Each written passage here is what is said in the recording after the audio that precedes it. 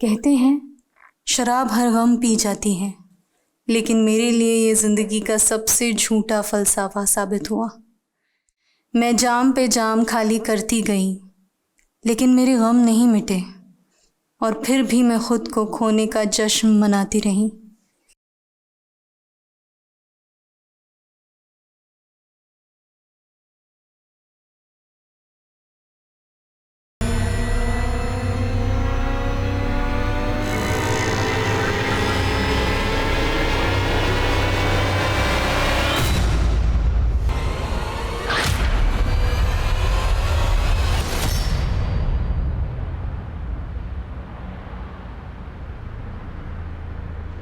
जिंदगी से भागते भागते थक गई थी मैं, समझ ही नहीं पा रही थी आखिर मेरी मंजिल थी क्या।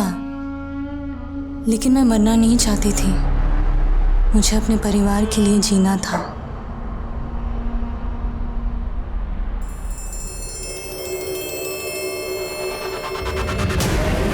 सर लगता है इस लड़की का करके इसको मार के यहाँ फेंक दिया। ये एक ऐसी क्राइम मिस्ट्री थी जो पुलिस के लिए सॉल्व करना बहुत चैलेंजिंग था, और उतनी ही चैलेंजिंग कल्पा की जिंदगी थी जिससे वो लगातार जूझ रही थी।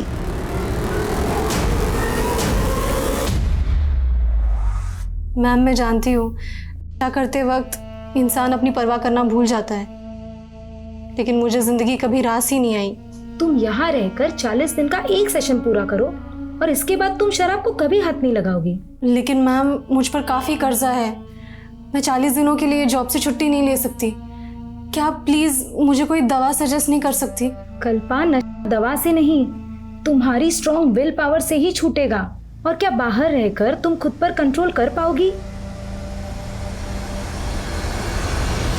बेबे तू कंट्रोल से बाहर होती जा रही है। वो कुड़ी तेनू मेरे खिलाफ भड़का रही है ना, मैं तेनू ओदे नाल नहीं रहन दवांगा। मैं हुणे ओदा सामान चक के बाहर फेंकता हूं। रुक तेजिंदर, रुक जा। खबरदार जो तूने उसके सामान को हाथ लगाया। वो ना मेरी पीछे है, किराया देती है मैनू।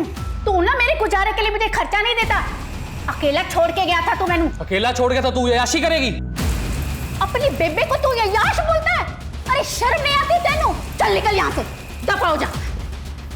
बेबे तू उस लड़की के लिए मेरी इज्जत तार रही है ना, देख लूंगा तुझे। खस मानू खानिया। आंटी, क्या हुआ? ये तेजिंदर भैया इस तरह? अरे नाम मत ले उस कुत्ते का, सारे मूड की ना बैंड बजा के चला गया। चिल्ला चिल्ला के ना मेरा गला सूख गया है। तू जुगाड़ लाई है?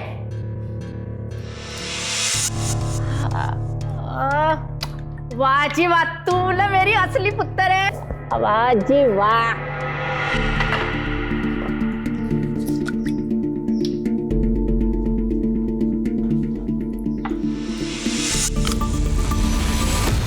कल्पा, नशा दवा से नहीं, तुम्हारी स्ट्रॉन्ग विल पावर से ही छूटेगा।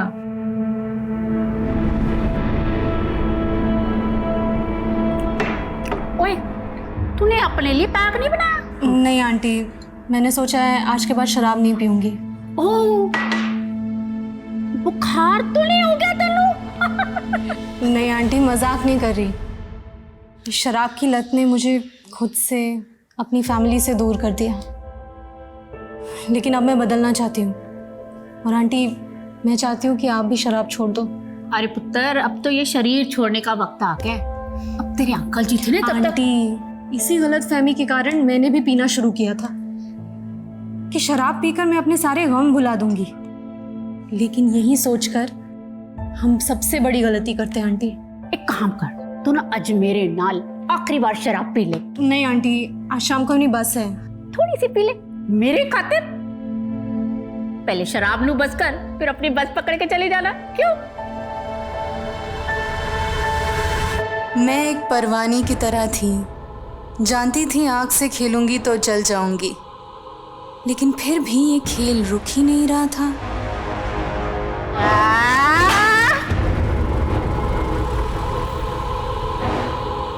टाइम क्या हुआ बेटा? 8:30 हो रहे हैं। सर दर्द से फटा जा रहा है। एक काम करना, कंडक्टर से पूछना कि खाने के लिए बस कब रुकेगी। प्लीज बेटा। ठीक है आंटी।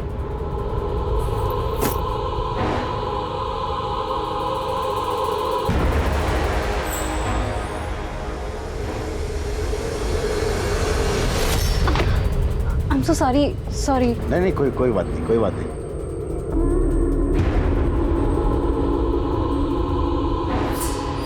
भैया ये डिनर के लिए गाड़ी कहाँ रुकेगी? बस 10-15 मिनट में गुलशन ढाबा पहुंचने वाली है, बस वहीं रुकेगी। Okay thank you.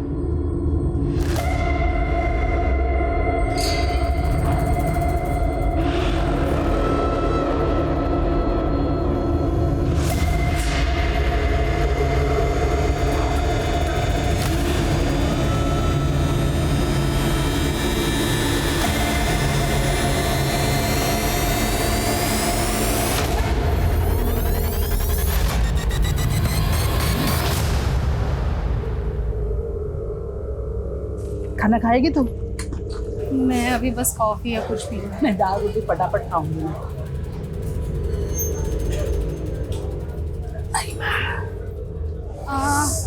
आंटी मैं अभी आती हूँ। हाँ।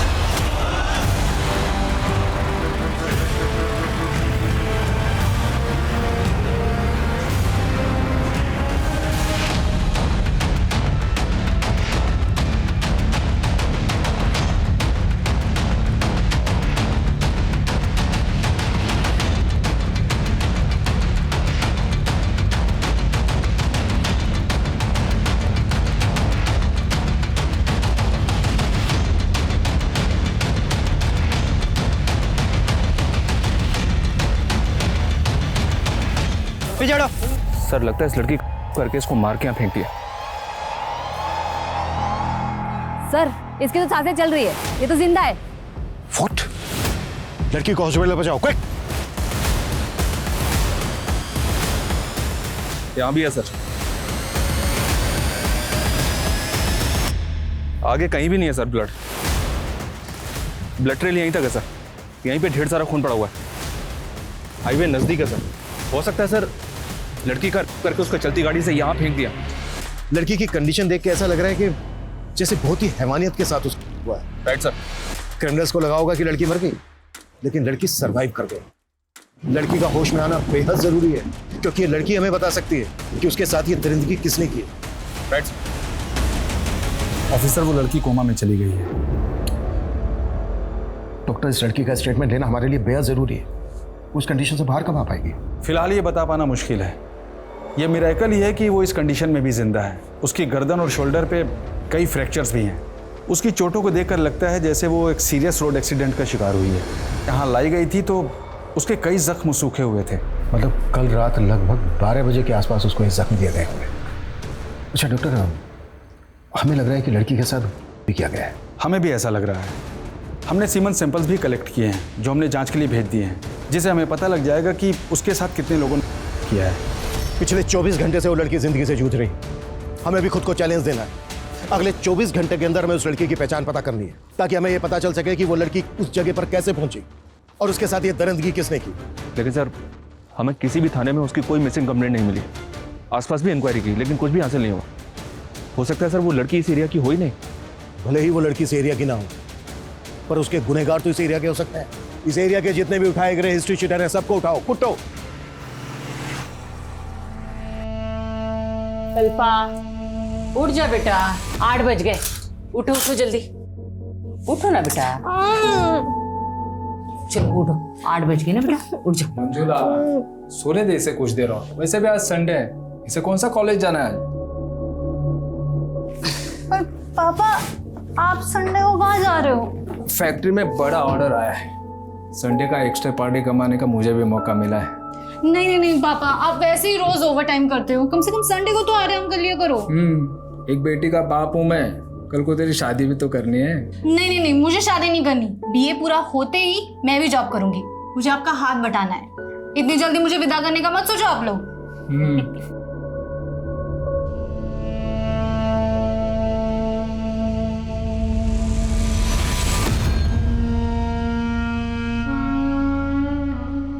उस लड़की के साथ बहुत ही हैवानियत हुई।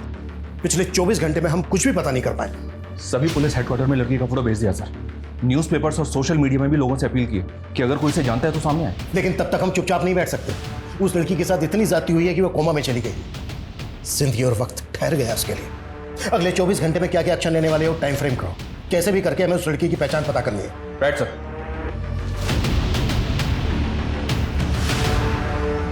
मेरे जख्मों ने मुझे नई पहचान दी है। मत पूछ कि अब जिंदगी ने क्या सौगात दी है। अब किस दर्द से उम्मीद करूं तुझसे। जिंदगी से टूटकर बस मौत को आवाज़ दी है। सर ये मेरी सोशल मीडिया फ्रेंड है। मैंने जैसे ही अखबार में इसकी फ़ोटो देखी मैं यहाँ चला आया। रुखसत? हाँ सर, इसके सोशल मीडिया प्रोफाइल में यही नाम है इसका। कुछ महीने पहले ही मैंने इसे फ्रेंड रिक्वेस्ट भेजी थी और इसने एक्सेप्ट कर ली थी। रहती कहाँ है ये रुखसत? सर मैं इस लड़की के बारे में कुछ नहीं जानता और ना ही इससे कभी मिला। लेकिन सर इसके सोशल मीडिया पेज में ऐसे कई फ़ोटोज़ हैं जिनमें ये दिल्ली के ब्लैक थंडर पब में नज़र आ रही है। सर इन फ़ोटोज़ को देखकर लगता है कि शायद इसका इस पब में काफ़ी आना जाना था। फिलहाल तुम जा सकते हो। अगर ज़रूरत पड़ी तो हम तुम्हें दोबारा बुलाएंगे। जी सर। मनीष सर, एक तरफ तो ये लड़का कह रहा है कि उस लड़की से कभी मिला तक नहीं था और दूसरी तरफ उस लड़की के लिए इसका इतना कंसर्न। देखो इसको, और रुक सकते हैं सोशल मीडिया अकाउंट से लिंक्ड मोबाइल नंबर और उसकी पर्सनल डिटेल पता करवाओ। तब तक दिल्ली के ब्लैक थंडर पब जाते हैं। शायद वहां से उस लड़की के बारे में कुछ पता चल जाए। Right sir.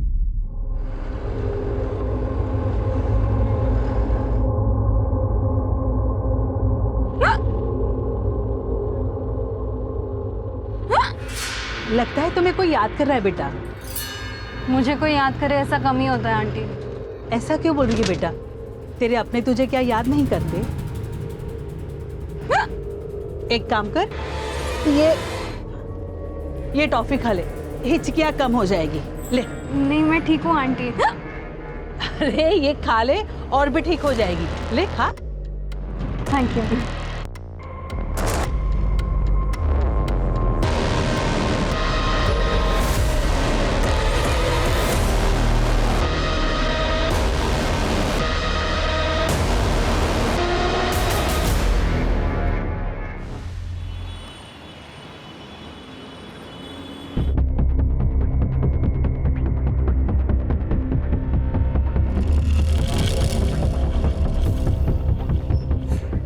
Yes sir, how can I help you?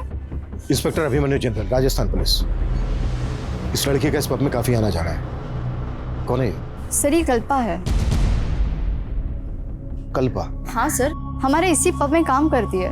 She is a waitress. Kalpa यहाँ दिल्ली में काम करती है, तो फिर वो यहाँ से 90 किलोमीटर दूर भिवाड़ी कैसे पहुंची है? सर ये सब तो मालूम नहीं, लेकिन वो कई दिनों से छुट्टी पर थी। रहती कहाँ है कल्पा? वैसे तो वो हिसार की रहने वाली है, लेकिन वो पोमिला आंटी के साथ पीजी रहती है और पोमिला आंटी भी हमारे रेगुलर कस्टमर है। कल्पा इस पब की एक कस्टमर के यहाँ पीजी रहती है? सर कल्पा में हर किसी को अपना बनाने की क्वालिटी है और सभी लोग उसे लाइक करते हैं यहाँ। और पोमिला आंटी से तो उसकी इमोशनल बॉन्डिंग हो गई थी। सर पोमिला आंटी अकेली रहती थी, इसलिए उन्होंने कल्पा को अपने साथ रख लिया था। ये सोशल मीडिया अकाउंट कल्पा का ही है? हाँ सर। तो फिर ये रुखसत के नाम से क्या है? सर एक्चुअली ये पोइट्री नेम है और उसे शेरो शायरी का बहुत बड़ा शौक है और वो अलग ही मूड की लड़की है। इस उम्र में भी उसके बातों में डेप्थ है। अब जिंदगी पे मौत भारी है, मुझे गले लगा लो, अब रुखसत की बारी है। अब सॉरी मैम, वो मेरी फ़ोन की बैटरी चली गई थी। नया शेर भूल ना जाओ तो इसीलिए मैंने लिख दिया। I am so sorry. लेकिन तू ऐसे थॉट्स लाती कहाँ से कल्पा? दर्द को जुबान दे दो तो शेर भी बन जाते हैं। लेकिन तेरे दर्द सिर्फ तुझे शायर नहीं, तुझे शराबी भी बना रहे हैं। सर उसे शराब की बहुत बुरी लत लग गई थी। कुछ तो ऐसा था जो उसे अंदर ही अंदर परेशान कर रहा था। कल्पा इस वक्त जिस हालत में है, तुम्हें किसी पर शक है? कौन कर सकता है उसके साथ इतनी दरिद्री? नहीं सर, लेकिन कुछ टाइम पहले उसके साथ बहुत बुरा हुआ था।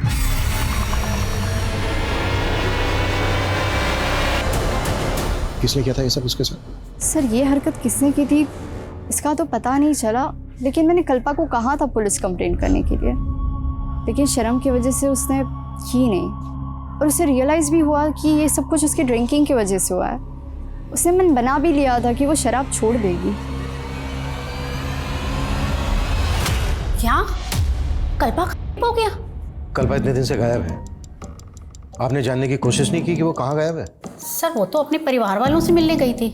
कहाँ रहता है कल्पा का परिवार? हिसार में। 4 तारीख को वो अपने भाई से फोन पे बात कर रही थी और उनका प्रोग्राम बन गया। भैया एक तो मुश्किल से आप मेरा फोन उठाते हो और ऊपर से माँ से भी बात नहीं करवा रहे। मैंने पहले ही बोला है मैं बाहर हूँ, और वैसे भी माँ तुझसे कोई बात नहीं करना चाहती। ठीक है तो मैं घर जाके माँ से मिलती हूँ। घर आने की कोई जरूरत नहीं है। क्यों जरूरत नहीं है? वो मेरा भी घर है और आप मुझे माँ से मिलने से नहीं रोक सकते। दरअसल उसकी अपने भाई से बनती नहीं थी। क्यों नहीं बनती? ये उनकी पर्सनल बात है और कल्पा ने मुझे कभी कुछ नहीं बताया। वो 5 तारीख को बस से हिसार के लिए निकल गई। कश्मीरी गेट से उसकी 5 बजे बस थी। अगर वो हिसार के लिए निकली थी तो फिर भिवाड़ी कैसे पहुंच गई? ये मैं कैसे कह सकती हूँ? अब हमें कल्पा के परिवार का एड्रेस दीजिए। मेरे पास कोई एड्रेस नहीं है। कल्पा आपके यहाँ पीजी रहती थी, आपने उसका कोई तो आईडी प्रूफ लिया होगा? नहीं सर, हाँ वो मुझे किराया देती थी, लेकिन हमारा रिश्ता तो माँ बेटी जैसा था और उसके साथ इतना सब कुछ हो जाएगा। सर मैं उससे मिलना चाहती हूँ। एक कांस्टेबल को कश्मीरी गेट भेजकर ये पता करवाओ कि 5 तारीख की शाम को कल्पा ने वहां से किसी बस में बोर्ड किया था क्या? और ये भी पता करवाओ कि कल्पा हिसार जाने वाली थी, वो हिसार नहीं पहुंची तो उसकी फैमिली ने उसको ढूंढने की कोशिश करनी थी।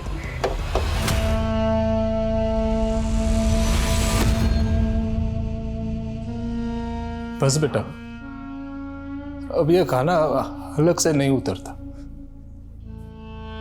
बोझ बन गया हूं मैं तुम सब पर। ऐसा मत बोलो पापा, आपके 2 बच्चे हैं, मैं और सोम भैया, हम दोनों आपके 2 बाजू बनेंगे। ये सब बातों का कोई फायदा नहीं है कल्पा। ये दिन रात जिस फैक्ट्री मालिक के तलवे चाटते रहे, उसने मुआवजे के नाम पे 2 महीने की तनख्वाह पकड़ा दी और फिर ये उसके ऊपर केस भी नहीं कर रहे। बड़े लोग हैं बेटा, ये कोर्ट कचहरी के चक्कर में पड़ेंगे तो हमारा जीना मुश्किल कर देंगे। वो जीना वैसे भी मुश्किल हो गया है हमारा, आपके हाथ भी गए और नौकरी भी। तो फिर आपकी क्या रिस्पॉन्सिबिलिटी है भैया? पापा को कोसने के अलावा आप अपने लिए कोई जॉब क्यों नहीं देखते? तुझे जॉब मिल गई तो मुझे ज्यादा अकड़ मत दिखा, समझी ना? और वैसे भी मैं कोई ऐसी वैसी जॉब नहीं करूंगा जहां इनकी तरह मुझे किसी के तलवे चाटने की जरूरत पड़े। पापा आप बिल्कुल परेशान मत होइए, मैं इतना कमाने लगी हूँ कि सब कुछ संभालूंगी। पापा प्लीज आप, पापा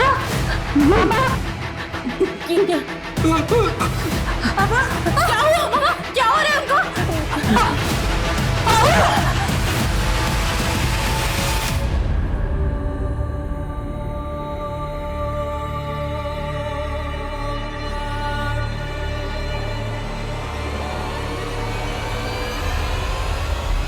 सर ये कश्मीरी गेट बस स्टैंड की फुटेज है।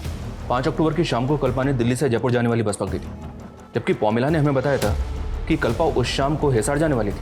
पोमिला ने हमें बताया कि कल्पा दिल्ली से हिसार जाने वाली थी, लेकिन कल्पा ने दिल्ली से जयपुर की बस मिली और दिल्ली से जयपुर रोड पर भिवाड़ी के पास कल्पा हमें जख्मी हालत में मिली। तो क्या कल्पा ने पोमिला से झूठ बोला या फिर पोमिला हमसे कुछ छिपा रही थी? कल्पा की फैमिली के बारे में कुछ पता चला? कल्पा के सोशल मीडिया अकाउंट से जो नंबर लिंक है वो हिसार के एड्रेस पर रजिस्टर्ड है सर। इस बस के कंडक्टर ड्राइवर को बुलवा लिया? जी सर, ये लड़की हमारे बस में उस शाम को चढ़ी थी और शायद जयपुर तक का टिकट लिया था। एक जयपुर देना। जयपुर।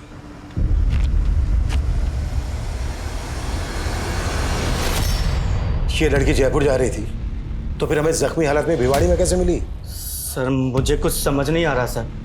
वो है इस लड़की के साथ। देख अगर कुछ भी छिपाया ना हमसे तो। हम कुछ नहीं छिपा रहे हैं सर, लेकिन हाँ सर, जयपुर पहुंचने पर हमें एक सवारी का बैग मिला था। सर वो बैग हमने जयपुर बस स्टैंड के लगेज रूम में जमा करवा दिया था। हमारी बस रोजाना रात डिनर के लिए गुलशन ढाबे पर रुकती है और गुलशन ढाबा भिवाड़ी से 15-20 किलोमीटर पहले ही पड़ता है। तू कह रहा है कि वो बस डिनर के लिए गुलशन ढाबा पर रुकी, वो लड़की बस से उतरी लेकिन वापस बस में नहीं चली? हमें ये याद नहीं है सर। उस बस में जो पैसेंजर ट्रैवल कर रहे थे सबकी डिटेल दे, हमें याद दिलाते हैं तुझे। सर ये लंबे रूट की बस है, हर रोज नई सवारी बैठती है, अब इतना याद कैसे रहेगा? तो अपनी याददाश्त पे जोर डाल। जब तक इसको सब कुछ याद नहीं आ जाता ना, जाने मत देना यहाँ से। और तेरे बस का ड्राइवर आने वाला था, वो आया क्यों नहीं अभी तक? कहाँ है वो? सर आज वो ड्यूटी पर नहीं आया था, लेकिन हमने उसे आने को बोला है। याद दिलाओ इसको। सर हमने क्या किया है सर? हमें क्यों पकड़ रहे हैं सर? सर उस लड़की की बॉडी पे जो सीमेंट सैंपल्स मिले थे उनमें से एक ही डीएनए मिला है। इसका मतलब सर उस लड़की एक ही है और हम समझ रहे थे कि लड़की का हुआ है।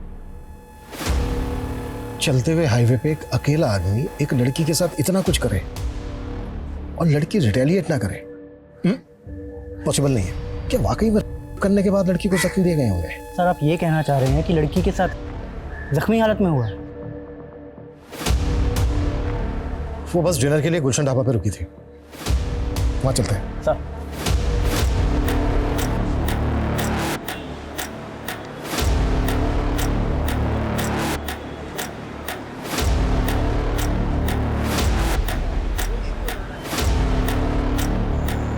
हाँ साहब, ये मैडम को मैंने उस रात यहाँ पे देखा था और इनका चेहरा मुझे अच्छे से याद है साहब, क्योंकि इनको किसी ने बाथरूम में बंद कर दिया था साहब। खोलो दरवाजा, कौन है वहां?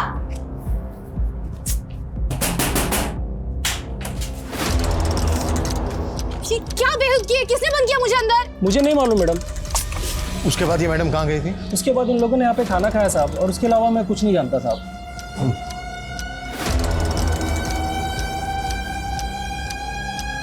ये सीसीटीवी काम कर रहा है? जी साहब काम कर रहा है। हमें 5 अक्टूबर की रात की फुटेज चेक करना, दिखाओ। हाँ साहब आइए। हाँ शर्मा बोलो। सर 6 अक्टूबर की सुबह जो बैग बस में मिला था वो मैंने चेक किया, उसमें कल्पा का आईडी और लेडीज़ के कुछ कपड़े थे। सर मुझे लगता है वो बैग कल्पा का ही है।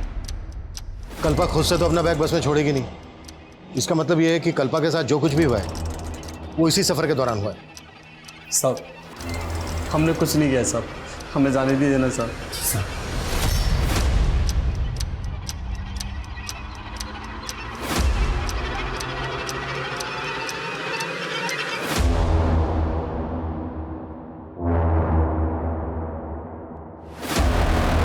कल्पा बाथरूम की तरफ जाते हुए दिख रही है, लेकिन उसके पीछे कोई नहीं गया।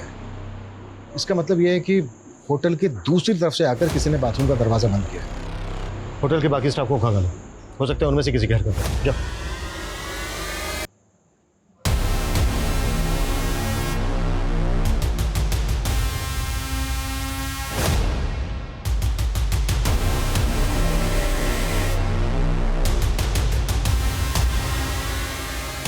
सर कहीं ऐसा तो नहीं कि वो लड़के उस रात कल्पा को अपने साथ कार से ले गए? कल्पा अगर अपनी मर्जी से कार में उनके साथ जाती तो अपना बैग बस में क्यों छोड़ती? लेकिन सर कल्पा उस रात बस में चढ़ी, फुटेज से ये बात क्लियर नहीं हो रही है और ना ही गाड़ी का नंबर विजिबल है। पता करो वो दोनों लड़के कौन थे और फुटेज में बस की तरफ से जितने भी पैसेंजर आते हुए दिख रहे हैं सबकी पहचान पता करो। क्राइम सीन यहाँ से लगभग 15 किलोमीटर दूर भिवाड़ी में है। यहाँ से लेकर क्राइम सीन तक जितनी भी छोटी बड़ी दुकानें हैं, ढाबे हैं, सब जगह पूछताछ करो। Okay sir. शायद उस रात किसी ने कुछ देखा हो। जी सर।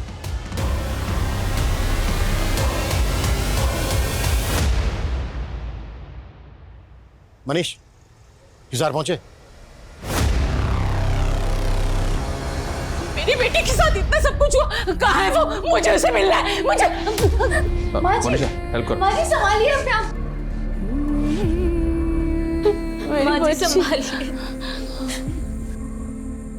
माँ जी को कल्पा की बहुत फिक्र लगी रहती थी और कल्पा भी पता नहीं किन लोगों की संगत में पड़ गई और शराब पीने लग गई और कल्पा के साथ अब ये सब। पोमेला ने हमें बताया था कि कल्पा हिसार आने वाली थी यहीं पर।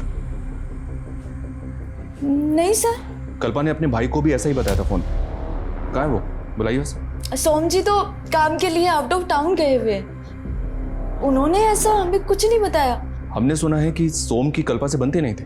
नहीं सर, दोनों भाई बहन के बीच में ना सर बहुत प्यार था।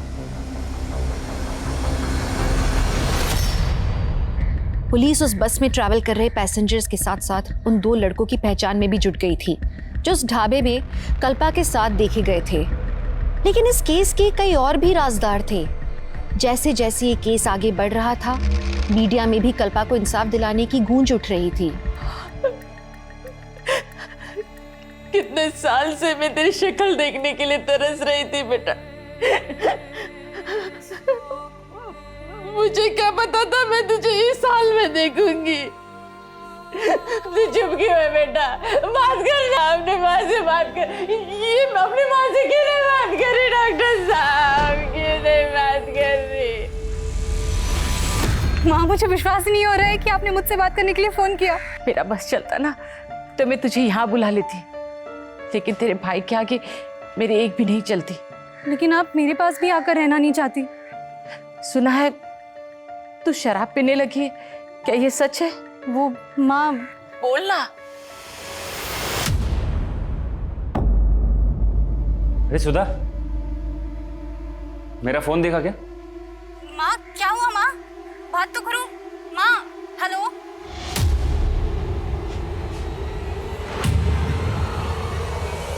मना किया तूने इस लड़की से बात करने के लिए?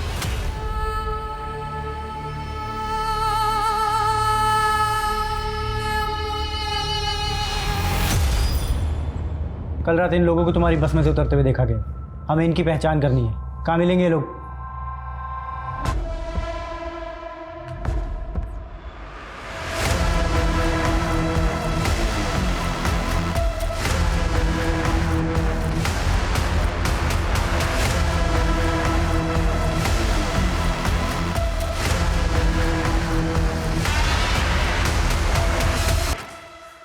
हाँ सर, इन लड़कों को मैं जानती हूँ। ये दोनों हमारे पब के कस्टमर्स हैं। इन दोनों के नाम क्या है, कहाँ रहते हैं, पता है आपको? सर ये तो नहीं मालूम, लेकिन कल्पा के इन लड़कों के साथ दोस्ती हो गई थी और मुझे तो लगता है कि कल्पा के लिए ही आते थे ये लड़के और हज़ारों रुपए खर्च करके जाते थे। अरे अभी तो अभी ना शुरू किया है, तुम बैठो ना हमारे साथ, let's have drink together. Sorry Ankit, तुम्हें तो मालूम है ना मैं यहाँ एम्प्लॉई हूँ। अरे तो किसी दूसरे पब में चले? नो थैंक्स, आती हूँ कुछ देर में। सर कल्पा को लेकर मुझे इन लड़कों की इंटेंशन सही नहीं लगती थी। मुझे तो हैरान ही हो रही कि उस रात ये लड़के ढाबे में कैसे पहुंच गए। ये दोनों लड़के यहाँ पे रेगुलर कस्टमर थे, तो ये पेमेंट कैसे करते थे, बाई कैश या कार्ड से? सर ज़्यादातर कार्ड पेमेंट होती थी। इनके कार्ड की डिटेल्स मुझे दीजिए आप। जी सर। सर मैंने कल्पा की कॉल डिटेल्स चेक की। 5 अक्टूबर की रात को 8:30 बजे कल्पा ने इस नंबर पे कॉल किया था सर। 8:30 बजे वो बस गुलशन ढाबा पर रुकी थी। किसका नंबर है सर? ये वसीम नाम है सर इसका। थाने बुलाओ इस वसीम को। सर। हाँ मनीष। सर मैंने उन दोनों लड़कों की बैंक डिटेल्स से उनका पता लगा लिया है। राज और अंकित नाम है इन दोनों का। दिल्ली के हरिनगर में ये दोनों एक साथ रहते हैं। मैं भी हरिनगर में ही हूँ, लेकिन इनके घर पे ताला लगा हुआ है सर। और अंकित का जो मोबाइल नंबर बैंक से लिंक है वो भी बंद आ रहा है। इसका मतलब ये दोनों लड़के इस कांड में इन्वॉल्व हैं, इसीलिए गायब है।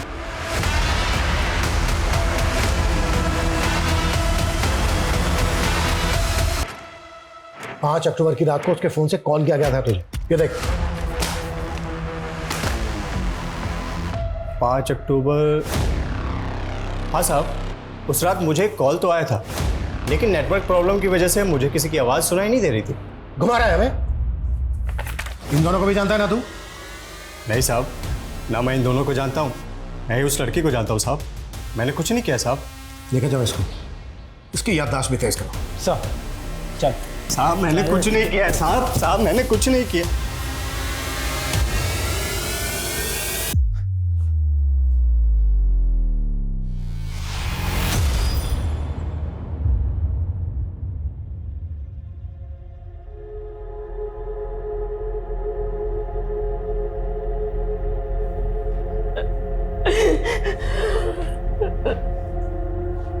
माँ ये क्या हो गया? यही चाहता था ना तू कि वो हमेशा के लिए खामोश हो जाए। देख तेरे मंसूबे पूरे हो गए। कैसी बात कर रही हो माँ? बहन है वो मेरी। लेकिन तू उसका भाई कहलाने के लायक नहीं है। पिछले 3 साल से मैं उसकी शक्ल देखने के लिए तरस रही। सिर्फ तुम्हारी वजह से मैं अपनी बेटी की शक्ल नहीं देख पाई। सिर्फ तुम्हारी वजह से। इस वसीम पे भरोसा नहीं कर सकते। इसका डीएनए लो, इसके डीएनए से मैच करो। सर इन दोनों लड़कों में से ये लड़का अंकित अलवर का रहने वाला है। क्राइम के बाद से दोनों अलवर में थे, लेकिन अभी अलवर से भी गायब है। अंकित अलवर का रहने वाला है तो पता करो कि दूसरा लड़का कहाँ का रहने वाला है। मैंने कल्पा का सोशल मीडिया अकाउंट चेक किया था, कल्पा इन दोनों के टच में थी। इनके आईपी एड्रेस ट्रेस करो। इस हादसे से पहले कल्पा के साथ पब में किसी ने बदतमीजी की थी, पता करो वो लोग कौन है। राइट।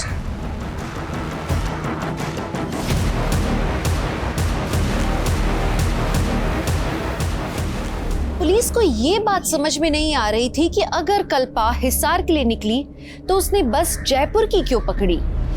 एक सवाल ये भी था कि कल्पा और उसके भाई के रिश्ते में खटास क्यों आई। एक सीधी साधी पारिवारिक सी लड़की शराब क्यों पीने लगी। पुलिस से जानने में लगी थी कि कल्पा के साथ कौन कौन पैसेंजर्स ट्रैवल कर रहे थे। तभी राज और अंकित जो उसके साथ ढाबे में देखे गए थे, उनमें से राज को उसके नेटिव एड्रेस चंडीगढ़ से अरेस्ट कर लिया गया।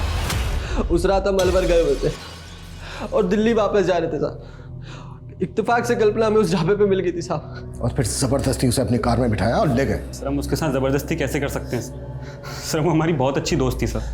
हाँ सर, वो वहाँ बस से ही वापस गई थी।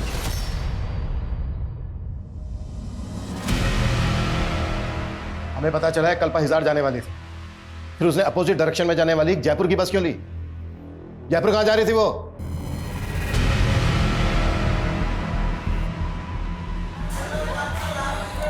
मैंने कभी अपनी ज़िंदगी की कदर की ही नहीं, हमेशा माँ का दिल दुखाया।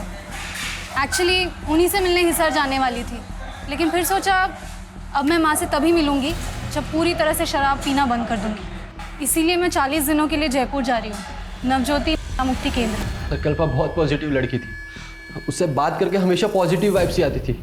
हम उसके साथ ऐसा करने की सपने में भी नहीं सोच सकते साहब। फिर तुम दोनों गायब क्यों हुए थे? हम डर गए थे साहब। डर इसलिए गए थे क्योंकि तुम दोनों भी इन्वॉल्व हो इस क्राइम में। रेपिस्ट के सैंपल्स हैं, डीएनए सैंपल्स हैं हमारे पास, तुम दोनों के भी सैंपल्स हैं, सब साफ हो जाएगा। डीएनए सैंपल्स लो इनके।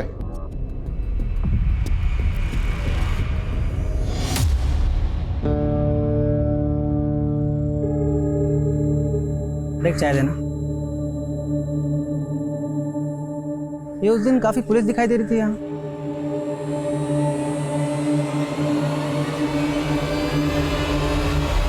सर हमने राज और अंकित दोनों के डीएनए सैंपल्स ले लिए हैं, पर दोनों अभी ये कह रहे हैं कि कल्पा गुलशन ढाबे से उस बस में ही चढ़ी थी। और दूसरी बात ये सर, मैंने जयपुर के नवज्योति मुक्ति केंद्र से पता किया है, ये कल्पा 6 तारीख को 40 दिन के कोर्स के लिए वहाँ जाने वाली थी। तो कल्पा भिवाड़ी में उस हालत में क्यों मिली? अगर ये दोनों लड़के सही बोल रहे हैं तो क्या बस का कंडक्टर और ड्राइवर झूठ बोल रहे हैं? बस के पैसेंजर्स की पहचान पता चली?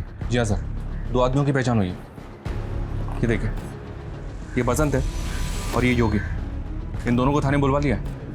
सर मैं कल्पा की सोशल मीडिया अकाउंट चेक कर रहा था। सर कल्पा अपने पुराने पोस्ट में कई फोटोज में इस लड़के के साथ दिखाई दे रही है सर। और सर ये लड़का कल्पा को सोशल मीडिया पे काफ़ी मैसेज किया करता था, लेकिन कल्पा रिप्लाई नहीं करती थी। और सर 5 तारीख को भी ये देखिए सर, इसने कई मैसेज किए। कल्पा मैं तुमसे मिलना चाहता हूँ, प्लीज रिप्लाई करो। अगर तुम मुझसे नहीं मिली तो अच्छा नहीं होगा।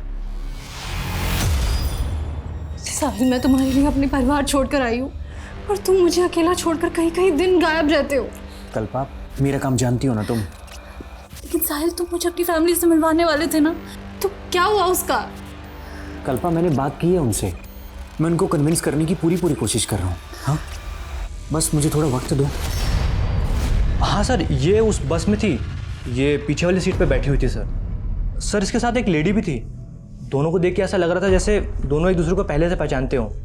इनमें से देखकर बताओ कौन थी वो? ये नहीं सर। ये सर ये। तुम्हें ऐसा क्यों लगा? कल्पा इस औरत को जानती होगी? सर पूरी बस खाली पड़ी थी और फिर भी दोनों एक साथ एक ही सीट पे बैठी थी। ये बस गुलशन ढाबे पर रुकी थी। अच्छी तरह से याद करके बताओ, क्या ये औरत वापस उस बस में चढ़ी थी वहां से? सर उतना तो याद नहीं आ रहा सर। हाँ सर, ये लड़की उस ढाबे के बाद बस में चढ़ी थी। शायद गैस वैस का कोई प्रॉब्लम था इसे, तो एक औरत ने इसे कोई तो गोली दी थी। ये टॉफियाँ खा ले, हिचकियाँ ठीक हो जाएगी। ले। नहीं आंटी मैं ठीक हूँ। अरे ये खाएगी तो और भी ठीक हो जाएगी। ले। सर हो सकता है वो नशे वशे की गोली। तो तुम्हें उस औरत पे शक है? नहीं सर, पहले शक नहीं था, लेकिन अब ये सब पता चलने के बाद तो शक हो रहा है सर। और गुलशन ढाबे से थोड़ा दूर जाने के बाद मुझे एक लड़की के चीखने की आवाज़ सुनाई दी थी, और तब मैंने देखा तो वो बस में वो लड़की नहीं थी, लेकिन हाँ दूसरी सीट पर वो औरत आंखें बंद करके बैठी हुई थी। अगर ऐसा था तो तुमने बस क्यों नहीं रुकवाई?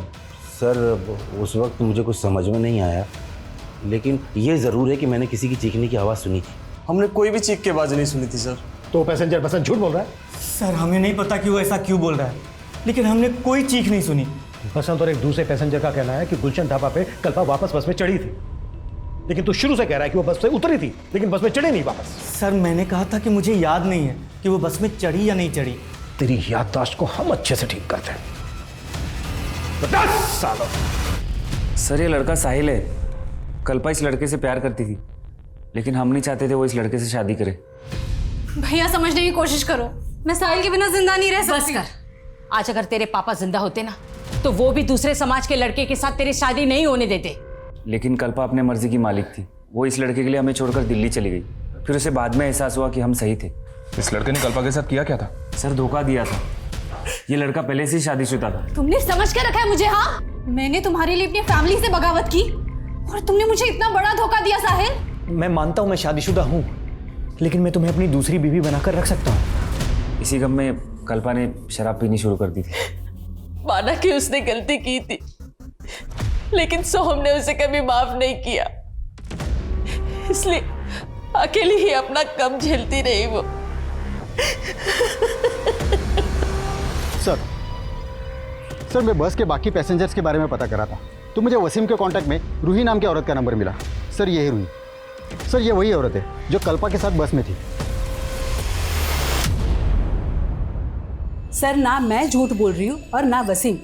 उस रात मेरे फ़ोन की बैटरी चली गई थी, तो मैंने उस लड़के के फ़ोन से वसीम को फ़ोन ज़रूर किया था, लेकिन नेटवर्क प्रॉब्लम था इसलिए हमारी बात नहीं हो पाई थी। तुमने उस रात उस लड़की को कुछ खिलाया भी था? क्या नशा मिला था उसमें? कैसी बात कर रहे सर, मैं ऐसा कुछ क्यों करूँगी? वो लड़की जख्मी हालत में हमें भिवाड़ी में मिली। भिवाड़ी से थोड़ा दूर 200 उतरी थी तुम, और वो लड़की पूरे रास्ते तुम्हारे साथ थी। देखो कुछ भी हमसे छिपाना मत। मैं कुछ नहीं छिपा रही सर, मैं उस लड़के के साथ बैठी ज़रूर थी, लेकिन बाद में मैं आगे की सीट पे चली गई थी।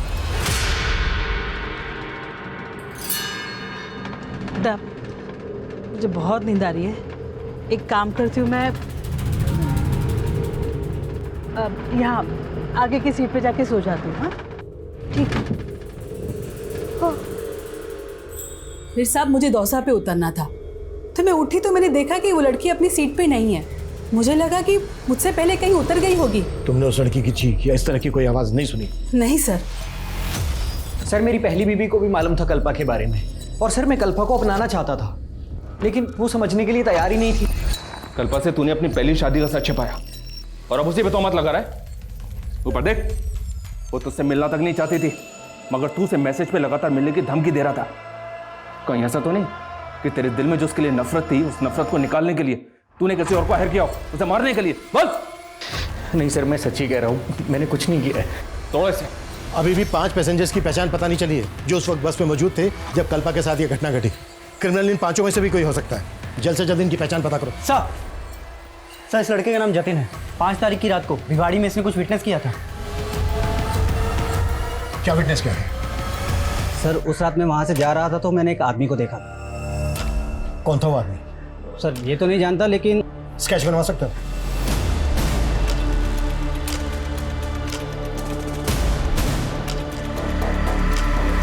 सर इसे मैं जानता हूँ, ये चने वाला बबलू है, बसों में चना बेचता है। सर उस रात हमारे बस में ये गुलशन ढाबा से चढ़ा था और दौसा में उतर गया था। कहाँ मिलेगा ये? साहब आपको मुझे देख के ऐसा लगता है कि मैंने ऐसा किया है, मुझे फंसाया जा रहा है साहब। मैंने कुछ नहीं किया, मैं बेकसूर हूँ साहब। घुमा फिरा के बात मत कर, कल पेश है तेरे कोर्ट में। जो किया है कबूल कर ले।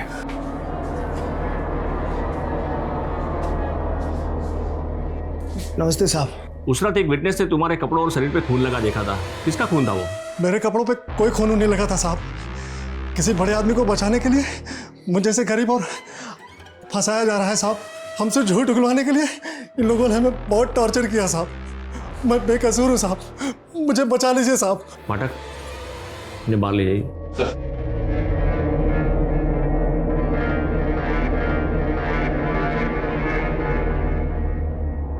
जिंदल सर, क्या ऐसा घिनौना क्राइम ये कर सकता है? सर हमने पता किया, उस रात ये आदमी ढाबे पे ही था, और उस बस कंडक्टर का भी ये कहना है कि बस में भी था। वो बस कंडक्टर तो शुरू से ही अपना स्टेटमेंट बदल रहा है। और इस बबलू के खिलाफ कोई तुम्हारे पास एविडेंस है? सर हमने डीएनए करवाया है, बस रिपोर्ट आनी बाकी है। मुझे उस आदमी का डीएनए टेस्ट चाहिए जिसने इस बबलू के खिलाफ गवाही दी है, और मुझे नहीं लगता ये बबलू ऐसा क्राइम कर सकता है। मजिस्ट्रेट के ऑर्डर के बाद पुलिस ने इस केस को और बारीकी से स्टडी करना शुरू किया। उस रात बस में मौजूद सभी पैसेंजर्स के उन्होंने डिटेल्स निकाले और 10 से ज्यादा सस्पेक्ट्स के डीएनए सैंपल्स कलेक्ट किए। सर, अभी तक जितने भी सस्पेक्ट्स पकड़े गए थे सबकी डीएनए रिपोर्ट आ गई। इनमें से एक का डीएनए कल्पा की बॉडी पे मिले डीएनए से मैच करता है और वो ये है सर।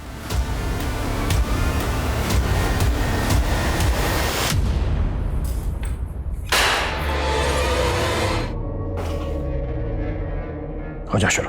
साहब, जब मैंने उस रात उस लड़की को ढाबे पे देखा ना तो मैं देखता ही रह गया।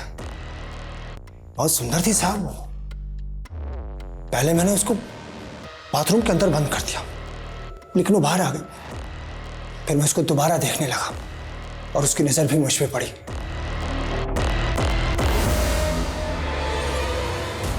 लेकिन मेरी नजर उसी पे टिकी हुई थी।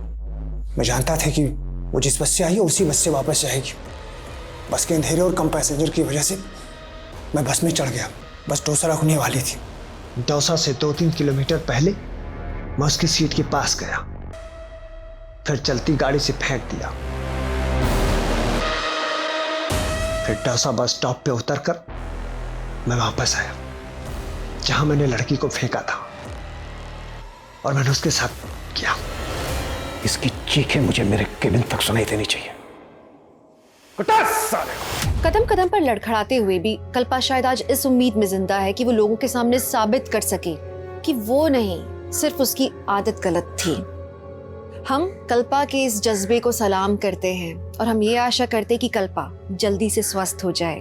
तो अब मैं दिव्यांका त्रिपाठी दहिया लेती हूँ आपसे विदा। फिर मिलूंगी कुछ नई सच्ची कहानियों के साथ। आप देखते रहिए क्राइम पेट्रोल सतर्क। जय हिंद।